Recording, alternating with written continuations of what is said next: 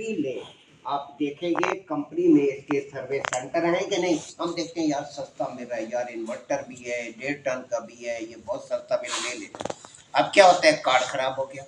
अब कार्ड खराब हो गया तो किधर जाएंगे, उस कंपनी के सर्विस सेंटर ही नहीं है। अब किधर जाओ, वारंटी बढ़ गई। अब दुकानदार के पास जाते हैं, दुकानदार कहते हैं शहजादे हमारा काम सेल आउट करना है, वारंटी कंपनी आपको देगी। ये चीज़ याद रखिए, कंपनी वारंटी जो होती है दुकानदार की नहीं होती। दुकानदार के पास जाना फजूल होता है। आप वो कार्ड लेकर कंपनी के दफ्तर में जाएंगे, हम मुंह उठाते हैं, दुकानदार के पास जाते हैं, दुकानदार क्या करे, दुकानदार के पास तो इसकी अथॉरिटी नहीं है, उसे सेल कर दिया, वारंटी कंपनी की है, उसने आगे बता दी है वारंटी, आप जाए कंपनी के दफ्तर में, तो आप बेइज्जत होने के लिए दुकानदार के पास जाते हैं। तो आप कंपनी के पास जाएं, क्या वारंटी आपकी है क्या नहीं है, वो आपको पास वारंटी आपका पीरियड, अगर कंपनी के दफ्तर नहीं है फिर आप बाज़ार से रिपेयर कराएंगे, पर पैसे देंगे, क्या फ़ायदा फिर वारंटी का, वारंटी तो गई आपकी। और कब बाज़ार से रिपेयर कराने का सबसे बड़ा नुकसान ये होता है, कार्ड ख़राब कर देते हैं, कार्ड बर्बाद कर देता। अब कार्ड नहीं है, एसी ख़त्म, क्योंकि आपके इन्वर्टर एसी के अंदर कार्ड एक कंपनी का दूसरी कंपनी में कार्ड लग ही नहीं सकता, क्योंकि उसकी आपस में जो सिग्नल का काम है वो नहीं होता, कम्युनिकेशन नहीं होती।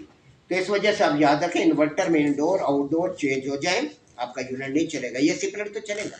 अभी देखिए मेरे पास ये ओरिएंट का इन्होंने एसी जला दिया, सारा कुछ ही फारिग कर दिया, मैंने उधर ओरिएंट के साथ है अटैच कर दिया, कोई प्रॉब्लम नहीं, कोई मसला नहीं है। हम तो 1 टन के साथ 1.5 टन आउटडोर भी मंड देते हैं, गैस का प्रेशर बैलेंस करके, कोई मसला नहीं। फील्ड हर काम कराती है, यार नहीं है ठीक है, यार नहीं है सर जी अभी हम कर देते हैं, कोई ना कोई हम गेम जुगाड़ करके हम सिस्टम रन कर देते हैं।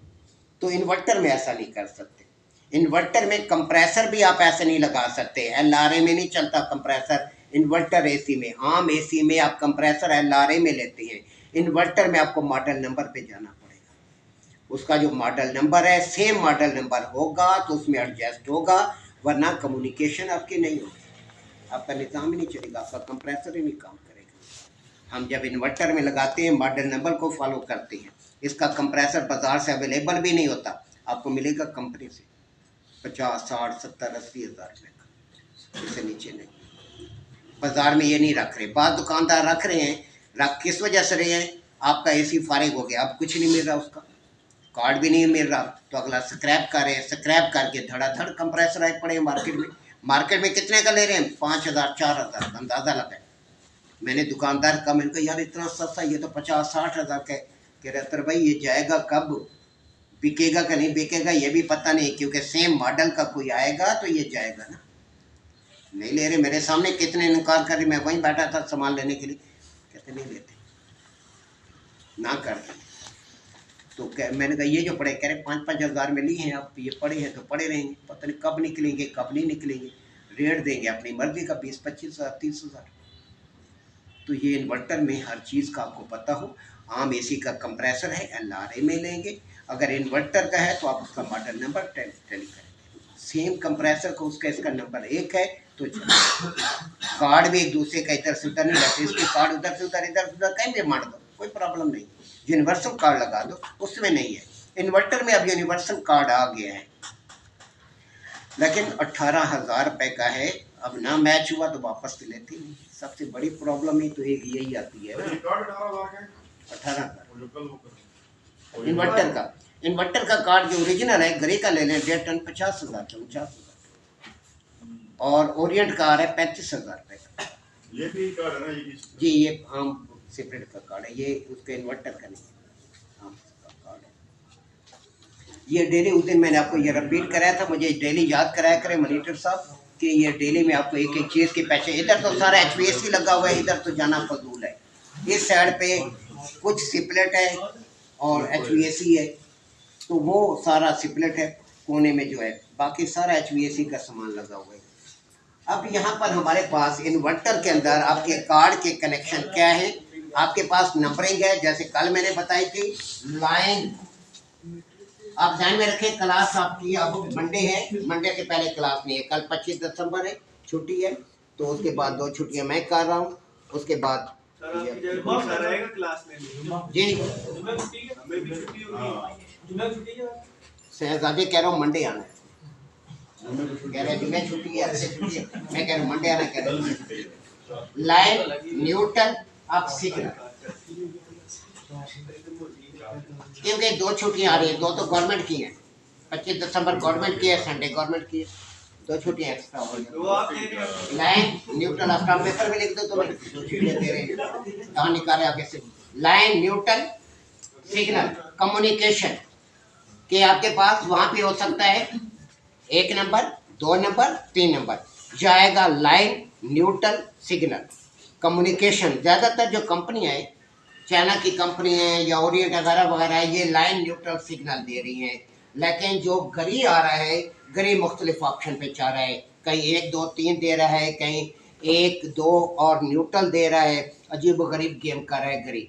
लेकिन बाकी जितने भी हैं, बहुत ज़्यादा ऐसी देखे हैं, अभी में काम करेंगे तो उसमें भी लाइन न्यूट्रल और सिग्नल या सी दिया होता है कम्युनिकेशन, कम्युनिकेशन या सिग्नल।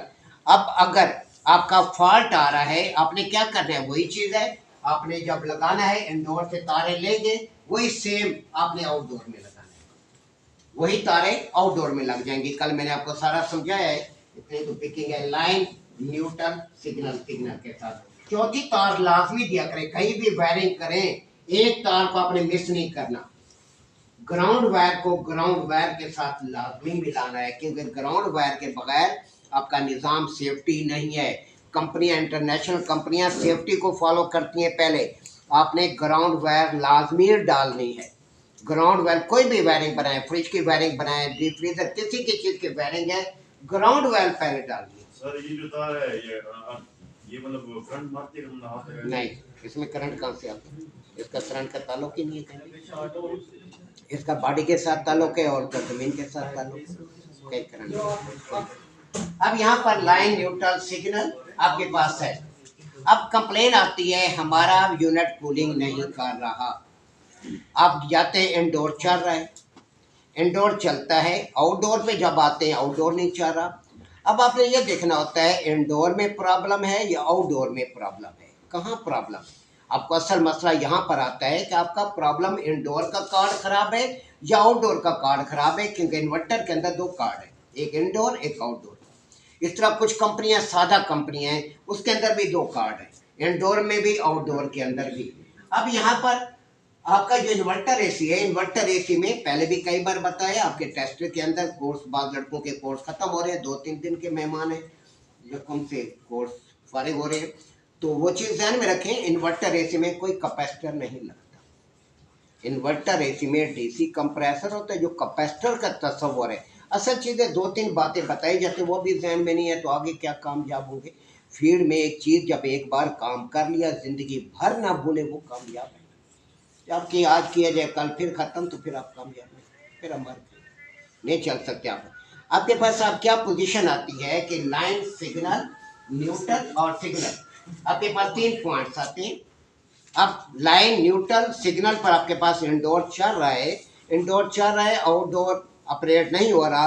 अब आपने देखना है कहाँ प्रॉब्लम है। नंबर 1, आपने एसी वोल्ट पे मीटर को रखकर, एसी वोल्ट पर मीटर पर रखकर लाइन न्यूट्रल के दरमियान आपने वोल्ट चेक करने हैं, कितने वोल्ट आ रहे हैं। एसी वोल्ट पर रखकर यहाँ पे वोल्ट आ रहे हैं प्रॉपर, हाँ जी वोल्ट आ रहे हैं। अब आपने मीटर को डीसी वोल्ट पे रखना है। डीसी वोल्ट पर रखने के बाद आपने एक तार सिग्नल पे लगानी, एक तार न्यूट्रल पे लगानी है, लाइन पे नहीं लगानी, लाइन पर नहीं लगानी, डीसी पर मीटर रखकर, क्योंकि सिग्नल पर आपके डीसी वोल्ट है।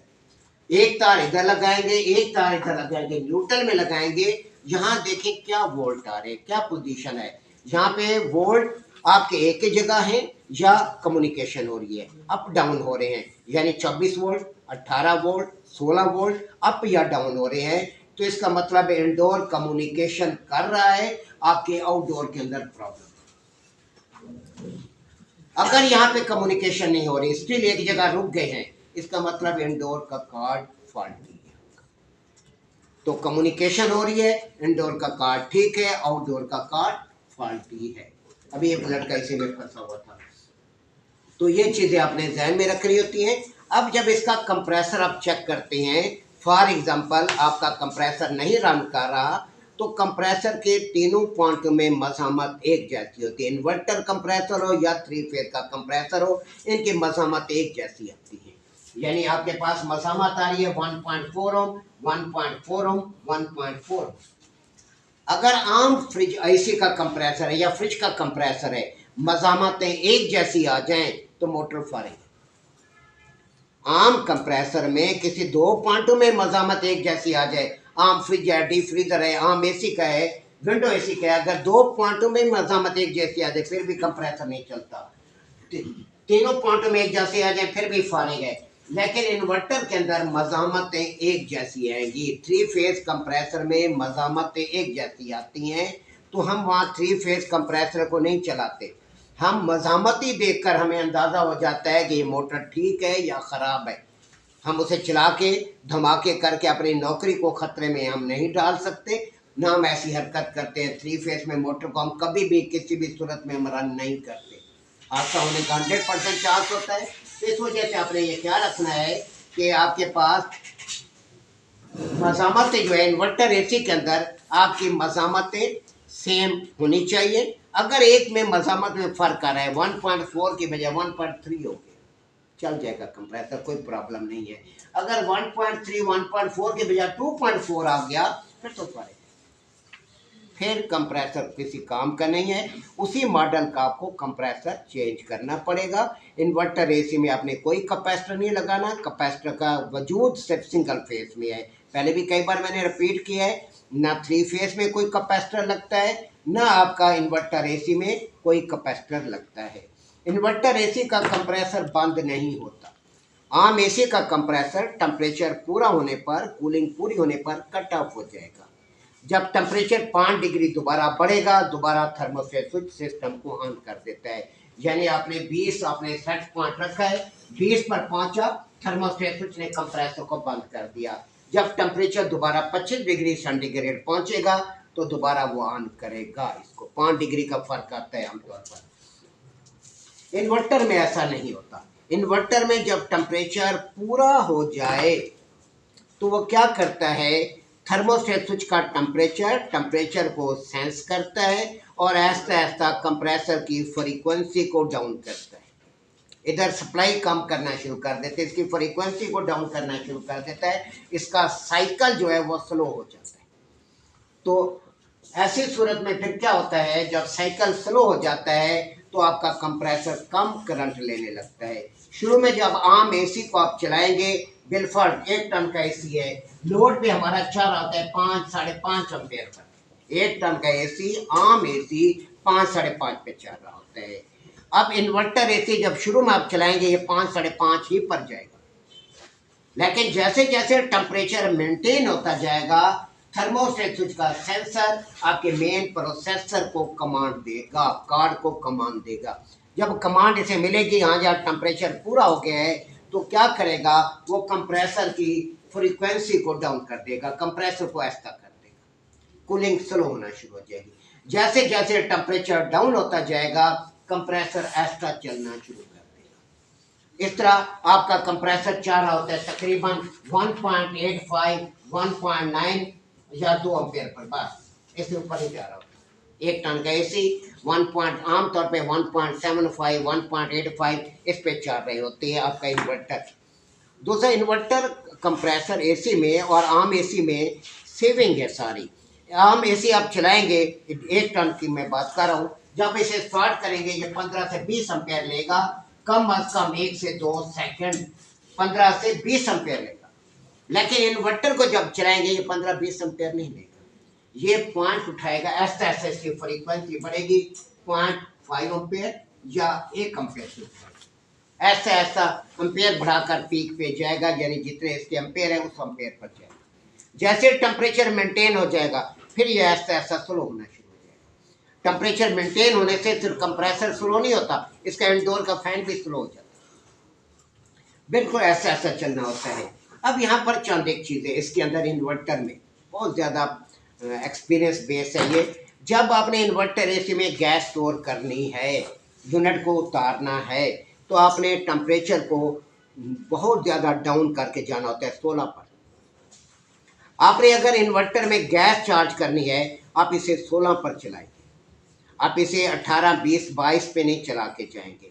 अगर आप इस पे चला के गए तो ऊपर जाएंगे, टेम्परेचर मेंटेन हो चुका होगा, आपकी गैस प्रॉपर चलेगी नहीं। क्यों? चार्ज नहीं होगी, क्योंकि कंप्रेसर की फ्रीक्वेंसी उस टाइम तक डाउन हो चुकी है।